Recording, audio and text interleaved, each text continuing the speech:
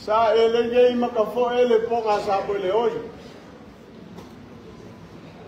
Kuku lima le vai o le va. Kaya lalo foi le ia sa sa mangi le sivaloa. Pakau paia le kalesia. Sa mo o pouco pouco. O leo o kasi le fakingo aleanga. Ia fai le fakava e fai masui. Moli le kako whaafikai. Ai le isi le vaa o malaisi lia. Pai ala uwhenga luenga. Kei lolo ko whamunguia munguia se kauwhai. Ka loko nanga whalolo. Ka masi i mau ko wa au ia ka whailole o kako kala. Nanga whalolo.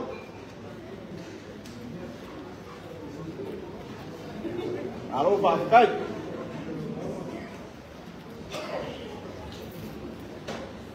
Kau ia ngau kaya le punga au. Male whasanga au, male akulas. Au se ngalu whakiloloi le akuava. Se ia pa ia le akuvasa kulou. O le kala foi e whai le valu le kui mangua. Whai mai ala le vai whakulou. Asi le lima e whakulou, a kaukala foi e whakulou. O ngau mako whapea lea. Kulonga, paia i ai mangalua. Ai ma whakungoa. Kulonga le langio malai o le maa. Pai loa. O malai fio ai fulau. Mala ai ngali. E fio ai fa pule ai. Kila fongo ma fa vonga. Awa lele wa kuwa le malo e la fionga. Ya inga le fili. Ole a fionga yo fonga le piu. Ao se usuia la fa yo le fongo. E la ufkalenga kuisa lenga. Ole mamalu le ala kaua. Kulonga le langio ka koko. Le langio nge masa magali ai. Ole malai mamau ka fio ai le kaulani. E susu ai le mapu. Fio ai le alo vasuanga. Mare usoli. Awa lele wa kuwa le malo la fionga ya kala leu. O la fionga ya kupolonga. A le usuia la foi la le fongo. Ka lainga ya ka kau fenga. Le fa le fiku ma le mamalu sa buyanga. O kuwa foi le malo le sunga le falkua. Ole sa kausi ali le sunga to ina. Ya kele aya anga pung. Ole paia la leo wa le fior for pau soli mangafa.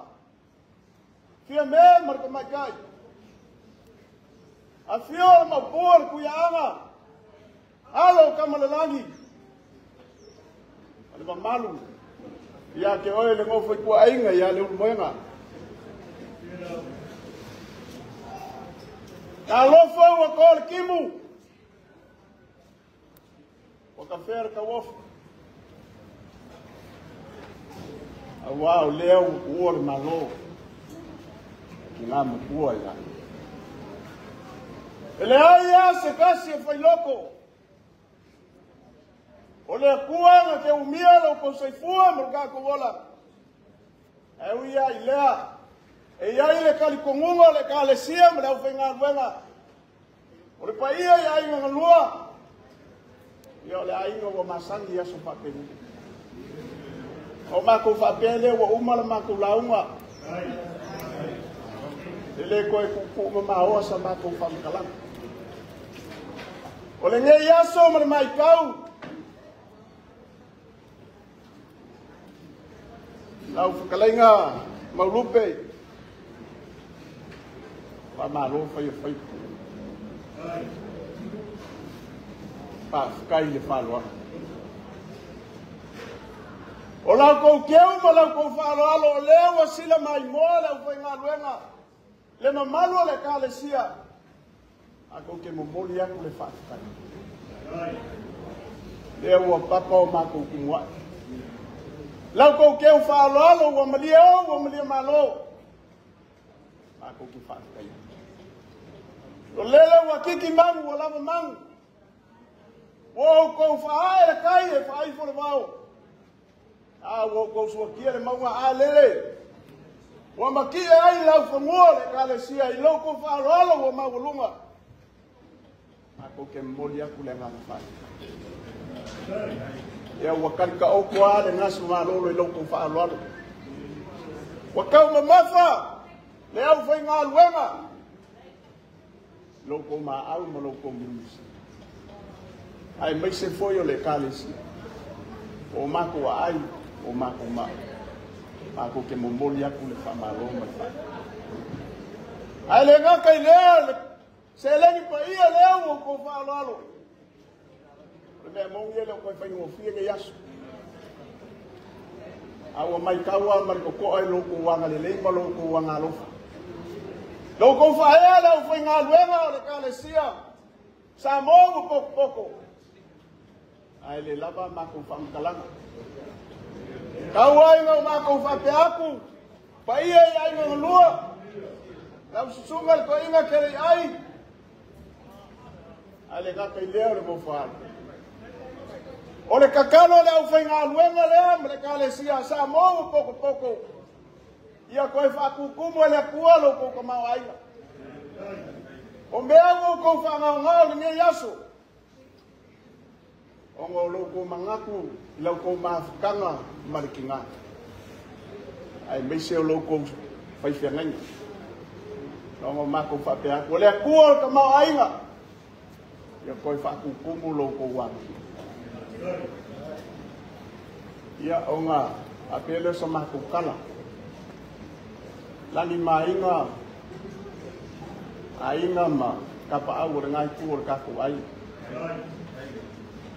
maua lo ko fa le kua awale ka singa ainga mai se ia ole langu suari au manga luenga le kua fa le koluma pa ia ainga lua maua lo ko fa ukanga fa lu mau awale ka singa ainga mai se manga luenga le kua asa whamakalanga lea kele ai whaafikaia mori mau ne yaso e ser maka ho fio le mori mau mai kau fo i mariko ko ai kele o whangongo ngai ke fia o ia ke iroa ai le ai o ka ngaka o sau o ka kalo kele ai ngai le i ngai e kala goulo soifua ko e anu lo whanua ai le kai ia e soifua o lau sungol ko inga ia anga le leile ko ngai ko malu marka ko ai ga li liu le vai se ngaf ko lua le ko malu e au fai nga luenga ko kofi le ko ba wala ko fa le lang a wale ka usinga e ko ka ko e ka le sia ba wale fa ko le lei so vai fa ko ia wal fe au man nga luenga le anga le leile ko le ka le sia sa mo ko ia e ola le leo malai silia. Foi uma meia